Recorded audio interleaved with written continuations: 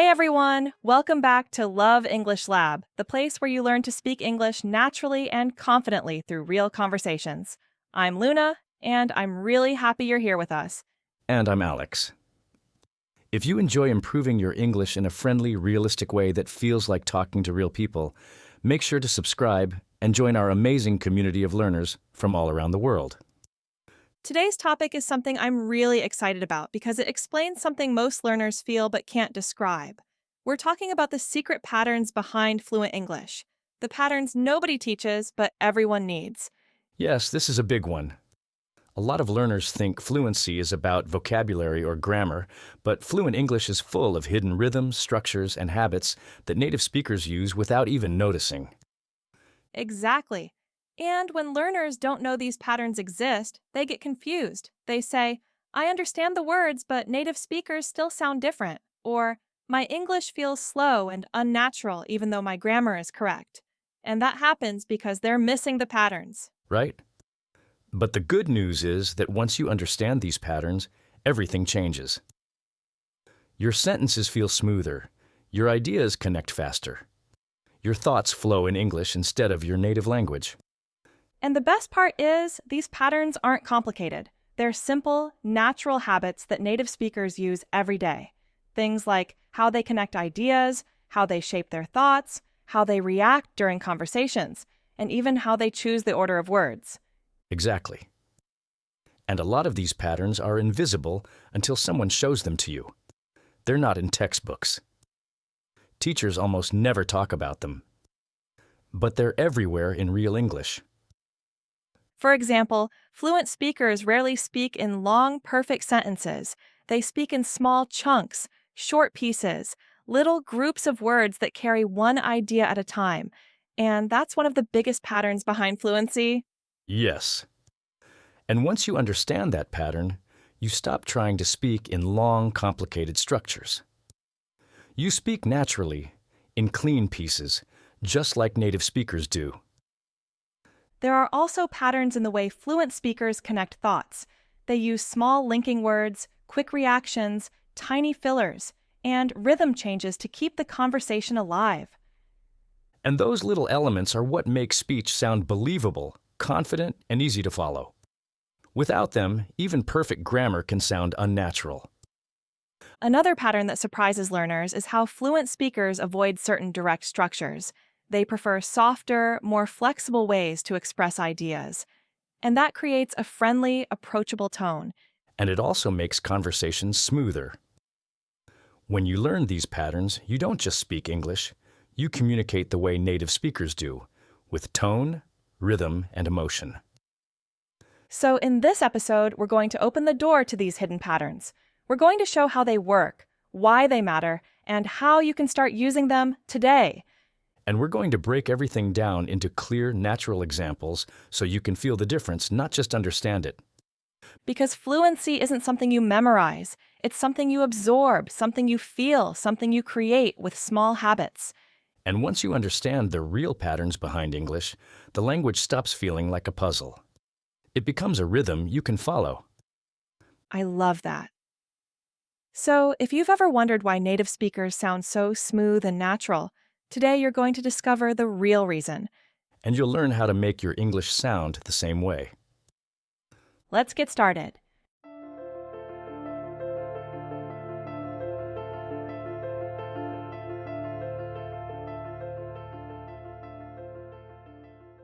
So, Alex, I think the best place to start is with one of the biggest secret patterns in fluent English, the idea of speaking in chunks instead of long sentences.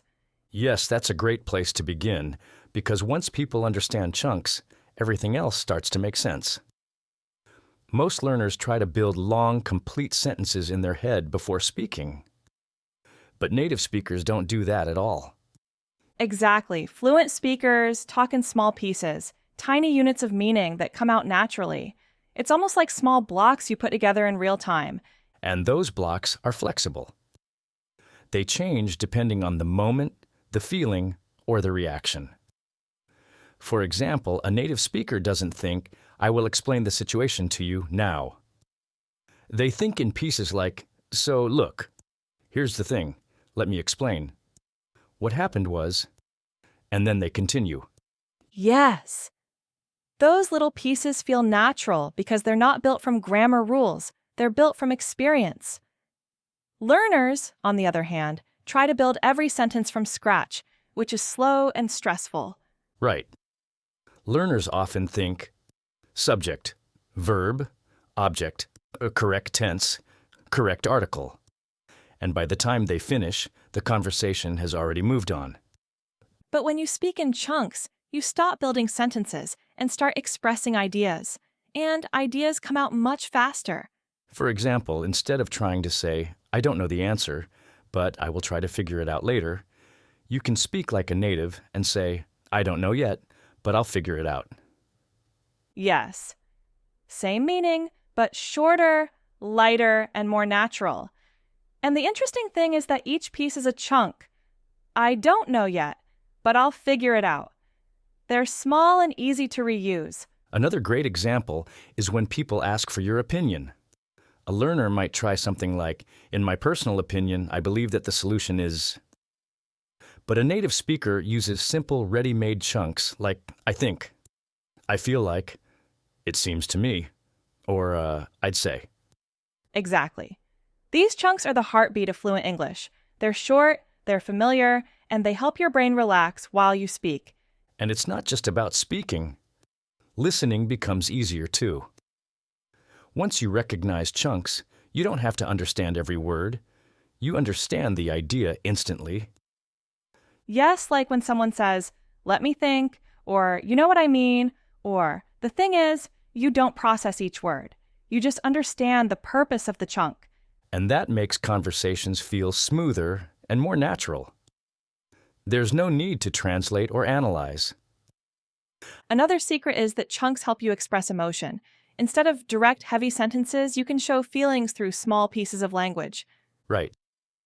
If someone asks, how are you? A learner might say, I am very tired today because I did not sleep well. But a native speaker goes with, I'm pretty tired today.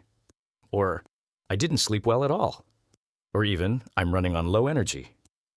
Those are all chunks, and using them makes your English feel alive, not mechanical. And the great thing is that chunks are easy to practice. You don't need to memorize a huge list of vocabulary. You just need to collect useful pieces you hear often.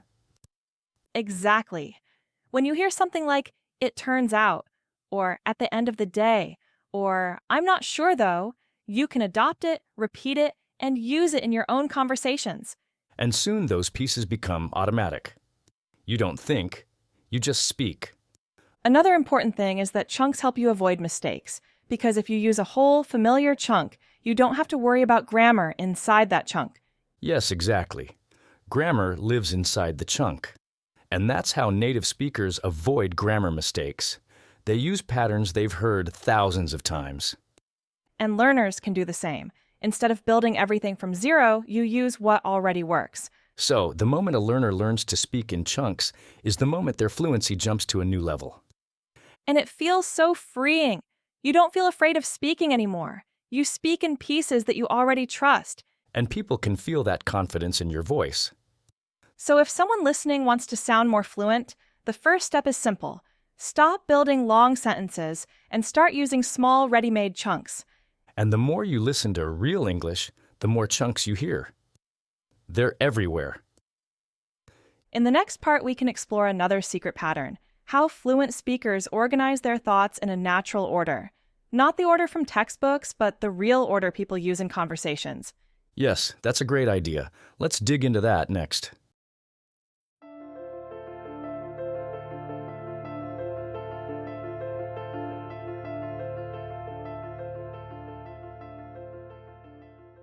So Alex, now that we talked about chunks, I think it's time to talk about another secret pattern fluent speakers use without thinking, the natural order of ideas in English. Yes, this is a really big one. Because learners usually try to speak in the same order they think in their native language. But English has its own flow, its own structure. Exactly. And when learners try to translate directly, the order feels heavy or unnatural. It's not wrong, but it doesn't sound fluent. Right.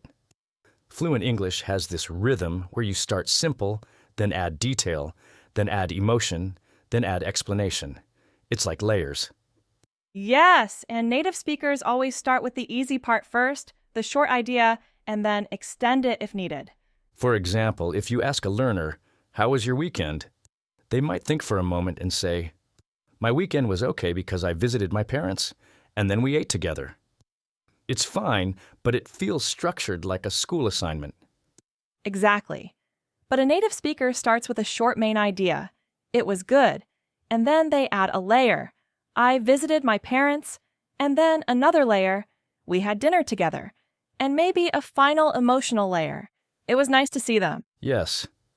Short idea first, details second, feelings third. That's the natural English order. And the funny thing is that this order makes speaking easier, not harder. Because the moment you say the first small idea, you buy yourself time to think. Exactly. It was good gives you 2 or 3 seconds to think of the next part, and it sounds totally normal. Another example is when someone asks, "Why did you choose this job?" A learner might freeze and try to think of a full, perfect answer. Yes, and they might try something like, "I chose this job because I want experience, and I also want to grow professionally, and I also need a good salary." It's understandable, but not natural. Meanwhile, a fluent speaker starts with a simple, clear opening. Something like, "Good question." Or, "Well, a few reasons." Exactly. And then they go layer by layer. I wanted to get more experience, and also I liked the team, and of course the salary helped too. And that structure feels relaxed, no pressure, smooth, like a conversation, not a test. One important pattern is that native speakers often start with the general idea, then move to the specific details. Learners often do the opposite. Yes. For example, if you ask someone, "How do you feel about your progress in English?" A learner might say, "Well, sometimes I feel nervous when I speak, and sometimes I forget words, and sometimes I translate too much, so in general, I think my progress is okay." Exactly. Meanwhile, a native speaker starts with the general idea. I feel pretty good overall. Then comes the details. But sometimes I still forget words, or sometimes I still translate. Same information, but the order changes everything. And there's another key pattern, softeners. Fluent speakers use them to make the conversation friendly and flexible. Yes. Words like, "I guess," "kind of," "maybe," I mean, "you know," "I'd say," "probably." Exactly. These words help your sentence land softly so you don't sound too strong or too dramatic. And they also give you time to think. For example, "I guess I just wanted more experience," or "it's kind of challenging sometimes," or "maybe I need to practice more." Another big pattern is starting with your reaction before giving the content. Native speakers say how they feel about the answer first and then explain. Yes, for example, "Honestly, I was surprised." Then the explanation, "The results were better than I expected." Or, to be honest, I didn't expect that. Then the story. And learners usually do the opposite. They give the long explanation first and the feeling last. But in English, your reaction first creates connection. It feels real and human. Another natural pattern is using the lead-in phrase. This is a small phrase before your main idea, just to start smoothly. Yes, things like, well, so basically, you know. The thing is, let me think. Exactly. These phrases activate your brain. They let you start talking even before you know exactly what you want to say. And the listener understands that you're preparing your thought. It feels very natural. I think one of the biggest shifts happens when learners stop trying to sound perfect and start sounding human. Yes, because fluent English isn't perfect, it's flexible. And once learners understand the natural order of English, short idea first, detail second, emotion third, everything becomes easier. You speak faster, you think clearer, and you feel more confident. And listeners understand you better because you're speaking in the rhythm they expect. In the next part, we should talk about another secret pattern: how fluent speakers use connector words that make speech smooth and organized without sounding robotic. Yes, that's perfect, because connectors are another huge difference between sounding like a learner and sounding fluent. Let's dive into that next.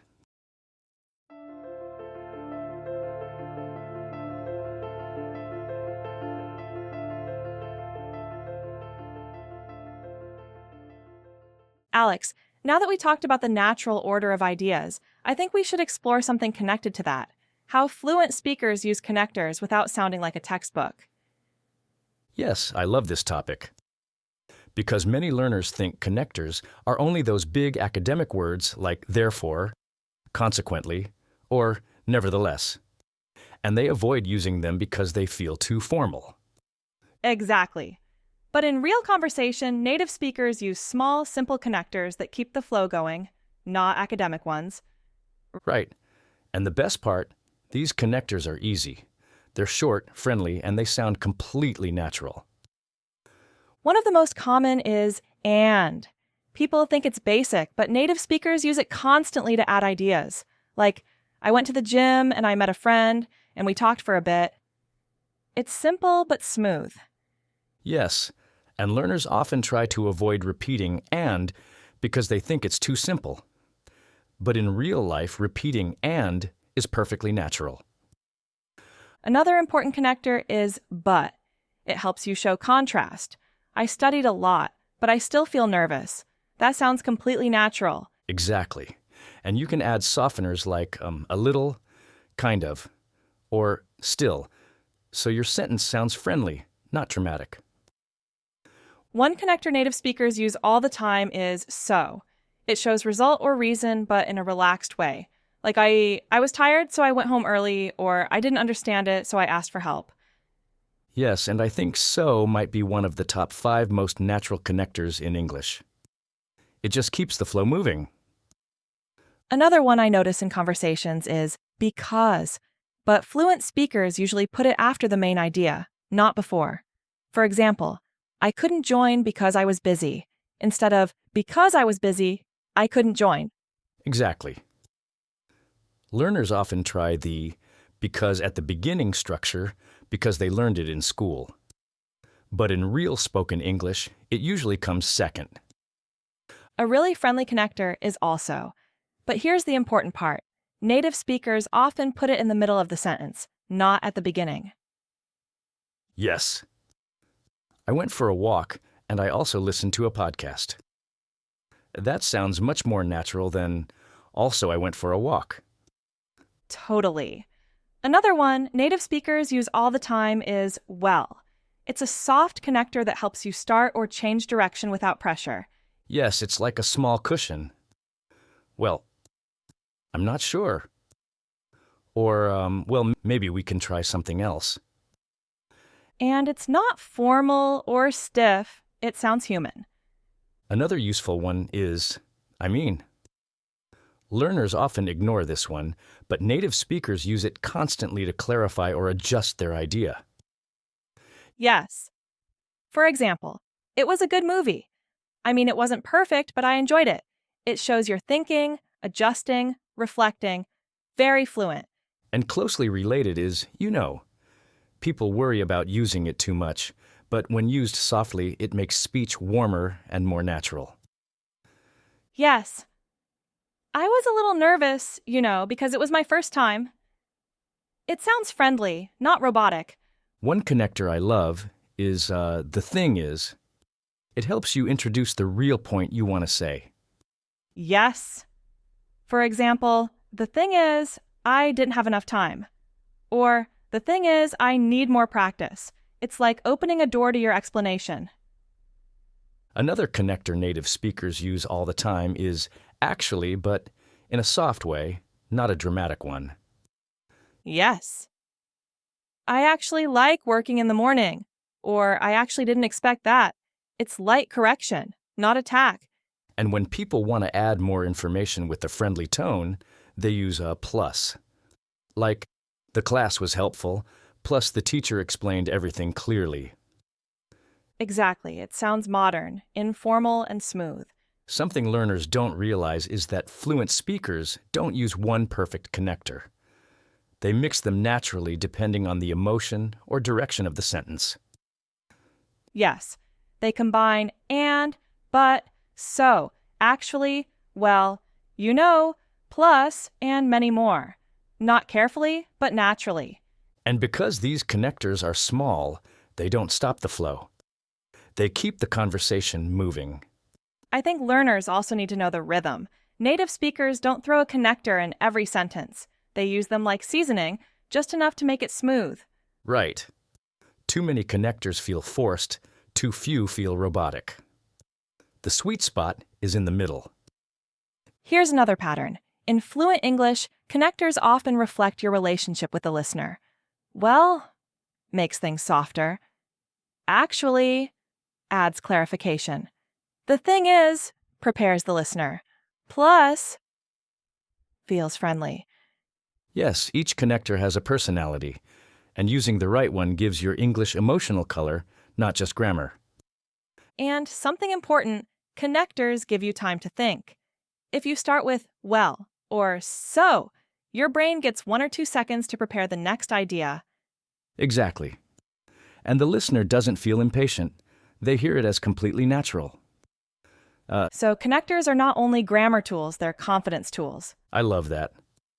Yes, connectors help you think, help you sound natural, and help you communicate clearly. In the next part, I think we should talk about another secret pattern fluent speakers use, how they emphasize the right words to make their message clear. Yes, stress and emphasis change everything. Even simple sentences become powerful when you stress the right words. Let's explore that next.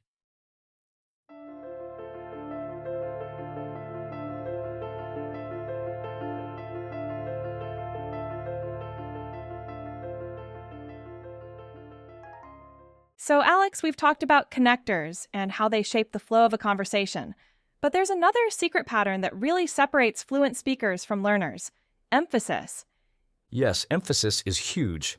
It's one of those invisible tools that native speakers use every single time they talk, but most learners never think about it. Exactly. And the magic is that emphasis can completely change the meaning of a sentence without changing a single word. Exactly.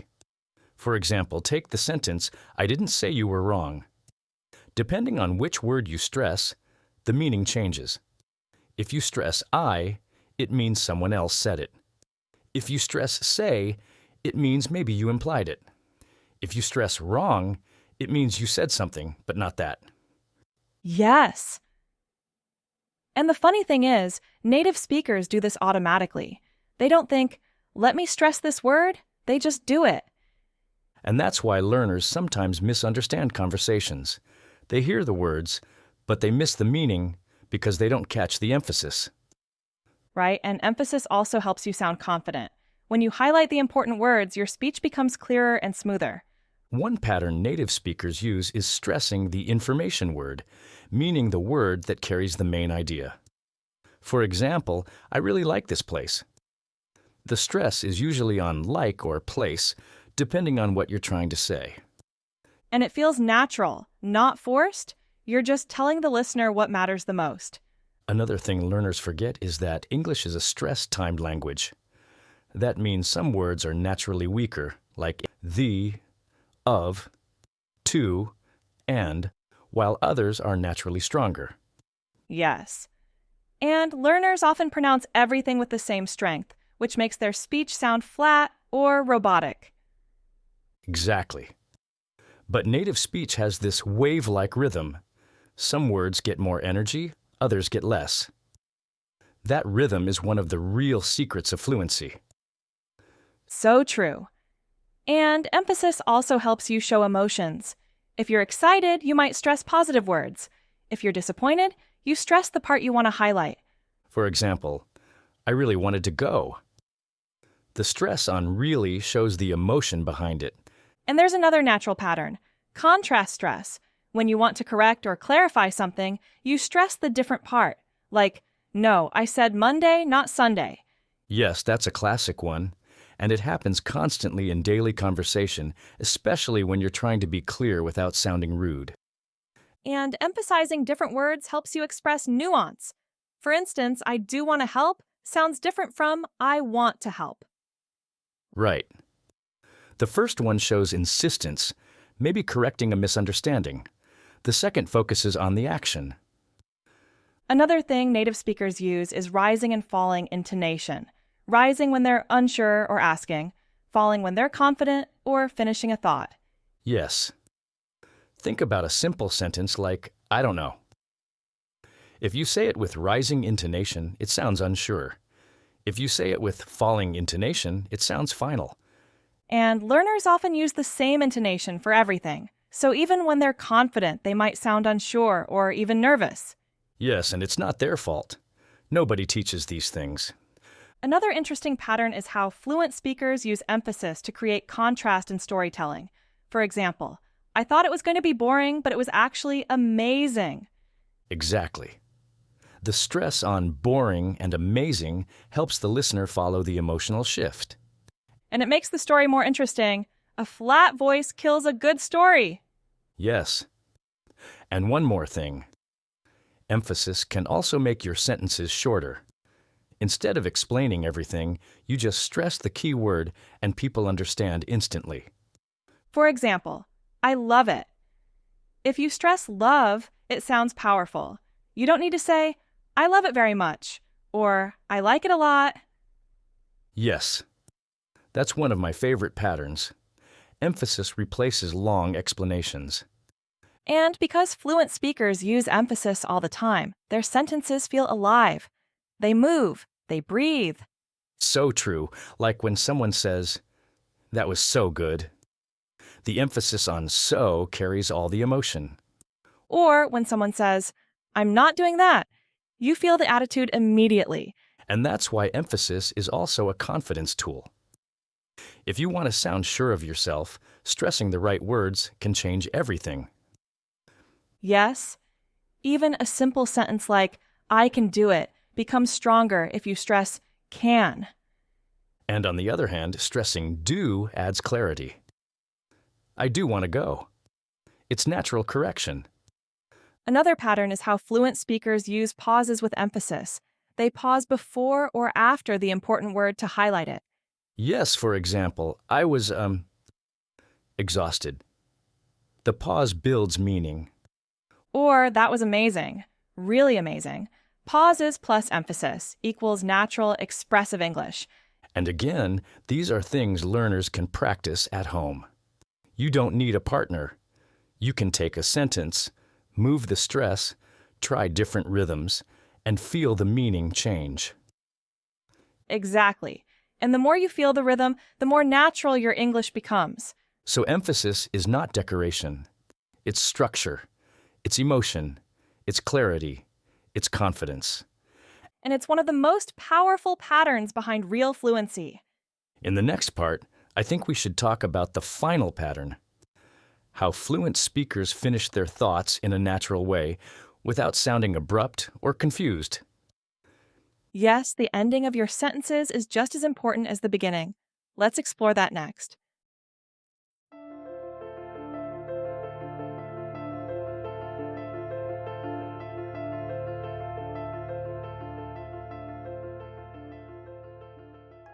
Alex, now that we've talked about emphasis and rhythm, I think it's time for one more pattern that learners almost never think about: how fluent speakers end their sentences. Yes, this one is huge. Ending a thought in English is not just grammar. It's tone, confidence, direction. And native speakers finish ideas in a way that feels smooth and complete, not abrupt or stiff. Exactly. And learners often stop their sentences too suddenly. They say the last word and then freeze, like the idea is cut in half. Right. And that creates the feeling of hesitation, even when the sentence is correct. Fluent speakers, on the other hand, usually land the sentence gently. I love that word, land. That's exactly what it feels like. There's a little downward movement in the tone, a soft finish that signals, I'm done and you can speak now. Yes. and it's something learners can practice.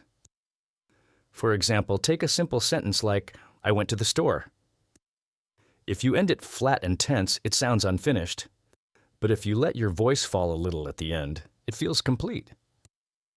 And that change is tiny, but the listener feels the difference right away. It sounds relaxed and confident. Another pattern natives use when closing a thought is adding a soft tag or natural ending phrase. Not grammar tags like isn't it, but conversational softeners like that's it, that's all, or you know what I mean. Yes.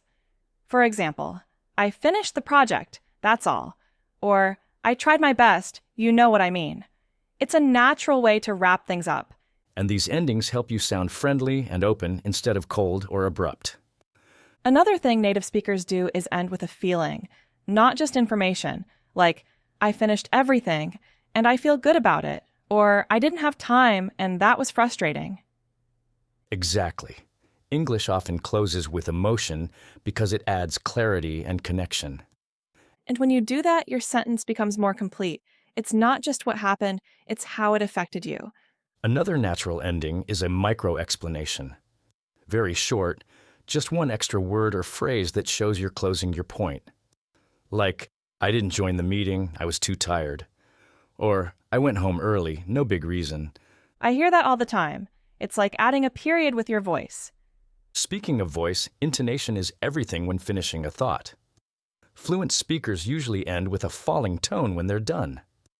Rising tone is used for questions or uncertainty. Right. And learners often use rising tone without realizing it, even when they're not asking a question. That makes them sound unsure. Yes, it's completely unintentional, but the listener hears it instantly.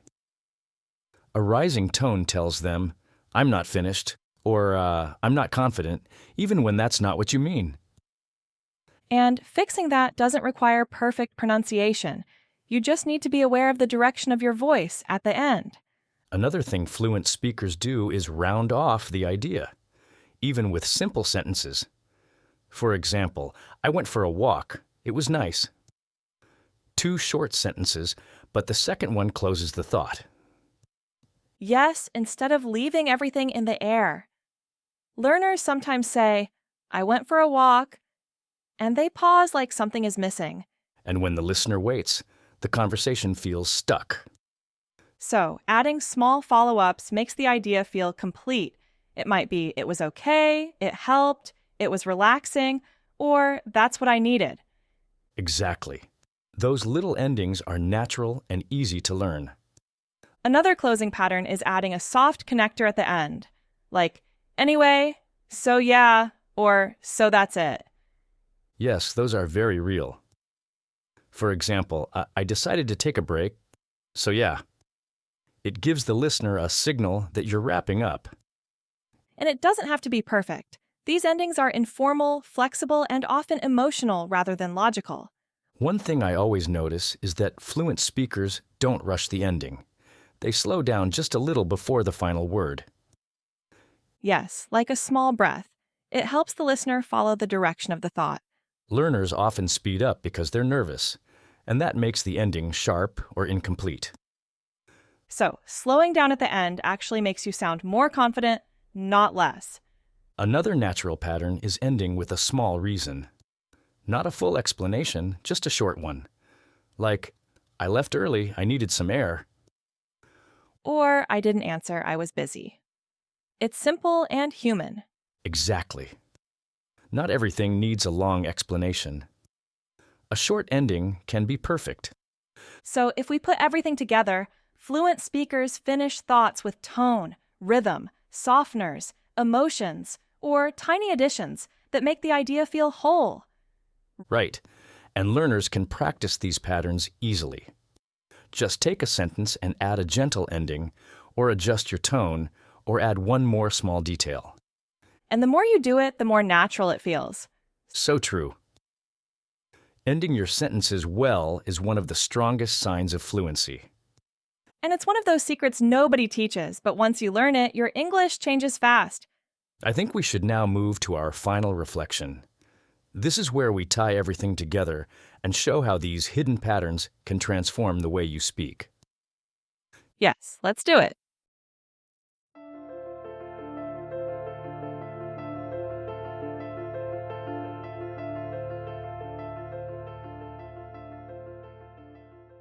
Alex, after exploring all these hidden patterns behind fluent English, I realized something important. Fluency isn't magic, and it isn't a gift that some people have and others don't. It's a collection of small habits that natives use automatically. I completely agree. People often think fluency is about having a huge vocabulary or speaking with a perfect accent. But when you really listen to native speakers, you notice something different. Their fluency comes from rhythm, emphasis, structure, and small patterns that repeat all day long. Yes. And once learners understand these patterns, everything becomes lighter. You stop feeling like you must translate or build long, complicated sentences. Instead, you start speaking in natural chunks, with the same flow that real conversations have. And I think that's one of the most powerful changes. When you stop thinking word by word and you start thinking in ideas, your English becomes smoother. It stops being a puzzle and becomes a language you can move through naturally. And you feel more confident. Because these patterns don't require advanced grammar. They don't require perfect pronunciation. They only require attention, practice, and awareness. Yes, anyone can learn them. Anyone can improve their rhythm, their emphasis, their connectors, and the way they close their sentences. These are habits, not talents.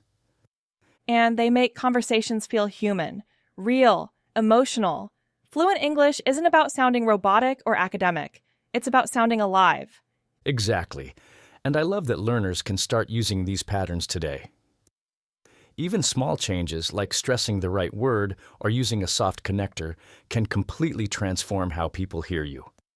And how you hear yourself. When your English flows, you feel more comfortable speaking. You don't panic when someone asks you a question. You don't freeze when you want to explain your thoughts. That's true. You start trusting your voice. And trust is a huge part of fluency. Another thing I want learners to remember is that these patterns aren't rules, they're choices, flexible ones. Native speakers don't think, let me use this connector or let me stress this word. They just follow the rhythm of English. And once you practice enough, you'll begin to follow that rhythm too. You'll feel when to pause, when to slow down, when to soften, when to emphasize. And when that happens, you'll sound more fluent without even trying. I love that. Fluency becomes a feeling, not just a skill. And that feeling grows every time you speak, every time you listen, every time you try using these patterns in real conversations. So, to everyone listening, remember this. Fluency isn't far away. It's in the small details. The soft connectors, the natural endings, the way you organize your ideas, the rhythm of your voice. Yes. And if you practice these patterns step by step, your English will start to feel smoother, clearer, and more natural.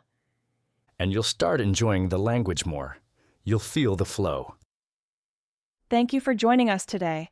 We hope this episode helps you discover the beauty behind these secret patterns. And we hope it gives you the confidence to explore them in your own speaking. Keep practicing, keep listening, keep growing. And we'll see you next time on Love English Lab.